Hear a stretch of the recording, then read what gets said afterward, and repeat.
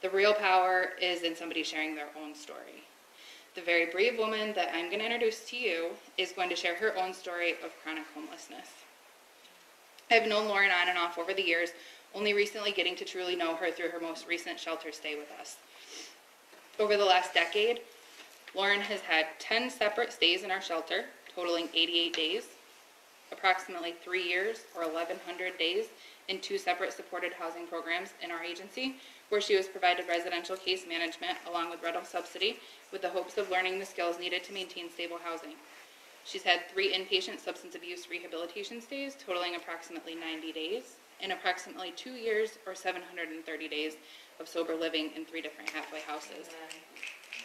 Please join me in welcoming Lauren to courageously share her own story of homelessness. Hi. Welcome. She asked me to stay up here with her. So. That's good. I'm Lauren, as she said, and this is my first time speaking, so bear with me. Let me start by saying thank you to Ashley for inviting me and giving me this opportunity to share my experience, strength, and hope. Just a quick rundown. My homelessness started way before I came to the homeless shelter, Second Place East. As a child, I never had stability. Bounced around from family members to never having a father figure around to my mom having her own addiction issues. I never felt loved or never had a positive role model to teach me the important life skills I would need to have to become a productive member of society or to teach my children if I ever had any. Inconsistency was a normal part of life for me. Age 13 was my first experience with the shelter. It was in the old Jones Court building. When my mom first brought me from Davie, Florida to Elmira. But once again, my mom moved around a lot, running behind her boyfriend and the drugs. So back and forth. Florida, North Carolina, and New York.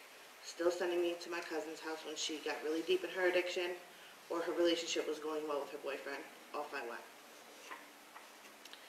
Finally, at 19, we were living in Elmira, and I just got back from North Carolina, living back with my mom and her alcoholic boyfriend. I started drinking a lot and smoking weed. I met my child's father, moved out of my mom's, and into an apartment with him after my mom tried to commit suicide in front of us. I felt he had saved me. Despite the verbal and mental abuse and his alcoholism, he loved me, so I thought, because he took care of me, and that was something foreign. We had our first child, and her little life was cut short. She passed away January 11th. He had came in from drinking, and he fell asleep with her and rolled over on her. And it's something I never really dealt with. I pushed it inside, and we had another child. And still living with the father of my child, still drinking, still partying. CPS was involved at this time since Bernard's birth because of what happened with our daughter. In December of 2009, my child's father went to jail for DWI, and me and my son were in the car. And Bernard got taken and placed in foster care. And here I was again, homeless. I ended up going to rehab. I went to a halfway house. And then I went to the shelter. I got kicked out the shelter for using and coming in drunk. I was always angry, and everything was always everyone else's fault. I ended up getting it together by staying with a friend, getting a job through AIM, Independent Living, and taking care of people. I got my own apartment in Hawthorne Court, and I got my son back. He was 2 at this time. CPS was no longer in my life, so I started smoking weed and drinking again. Grew tired of it, and told my cousin I wanted to come down there. She talked me into coming down there to North Carolina, so I packed me and Bernard up, and we went and got on the bus. Me and my cousin weren't getting along. She was telling me how to raise my son, and I wasn't having that. So I took Bernard, and we went to the shelter in Charlotte. She talked me into coming back to live with her again. We got into another fight. I packed him up, and we came back to New York. My mom had an apartment at St. Joe's, so the lady gave me full access to it and said, you can stay here with your son. But, once again,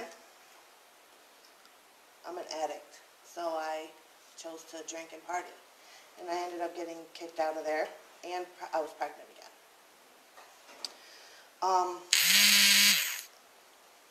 So I stayed with my best friend, who was also pregnant, with her 3 other little kids. So it's my 1 and her 3, and we're both pregnant. It's not good. So, CPS brought me to the shelter. This time I got a program called Gateways through the shelter. And I had my baby. I was doing well. I worked at Sam's Club doing a demo. And CPS closed my case once again. I started drinking at social media. And I called my cousin and I asked her to take my kids. Both of them. She drove from North Carolina, came and took my kids. My youngest son, he was born with special needs. So he needs a lot of attention. Like he needed speech, he needed all different types of things. So she said that she couldn't handle it and needed me to come down. So I did. Those are my kids. We didn't get along, so back to Elmira I came. She kept my kids for a week after I came back, and she said, if you take Jemai and let me keep Bernard. And I said no. So she dropped them both off at the Department of Social Services, and they went into respite care. I found a place, and my oldest son was getting some child support, but she took all the money, and so I couldn't pay my rent. So I ended up losing them again, and I was really bad into drugs and a physical abusive relationship. So CPS was involved, but I called CPS and I said, you need to come and get my kids. So I actually ended up letting Bernard go down to North Carolina like she wanted, and Jemai went to a wonderful home, and her name is Crystal Harris, and she has taken care of my son since over a year old. When they took my kids, I checked myself into BSU, and I ended up going to a 7-month program called the Madonna House in Lockport, New York. I completed it with I was Woman of the Month in there. You know, I really did well. I lost my stuff. Hold on. You're Woman of the Month. Yeah. During my stay at the Madonna House, my cousin once again called the Madonna House and said she no longer wanted to take care of my son, that it wasn't her responsibility. The foster mom, Crystal Harris, drove all the way to Virginia, met her in Virginia, and picked up my child. And she kept him there until I got out. I ended up going to the shelter again, and I ended up getting Bernard back. But during that time, I ended up adopting my youngest son to her, because, you know, that's where he's been, that's where I didn't want to keep doing what I was doing to my other son to him. So she adopted my son, Jemai. I'm very active in his life. I see him all the time. Both of my boys right now are together. And they're doing well. So when I got Bernard back this last time, I ended up getting mixed up with a guy who sold cocaine, and I started doing cocaine with him. And I wasn't taking my son to school, so CPS got called again and reported to me for lack of education. And then when I went to Trinity, they asked me where I was using at, and I had told them, and they reported me for lack of supervision. Bernard got placed back with Crystal. I ended up getting a job at Navient, but I got fired because of my, addiction issues. So I lost my apartment, and that was in 2017. So since 2017, I have just been running the streets, doing whatever I wanted. I ended up getting a job at 7-Eleven. But in July, I got arrested because I stole from them. I stole from my place of employment. I At this point, I was out of control. I was spiritually bankrupt, hopeless, helpless. I wasn't seeing my kids, and I had really hit rock bottom. My whole life had been rock bottom. I ended up going to another rehab facility, White Deer Run.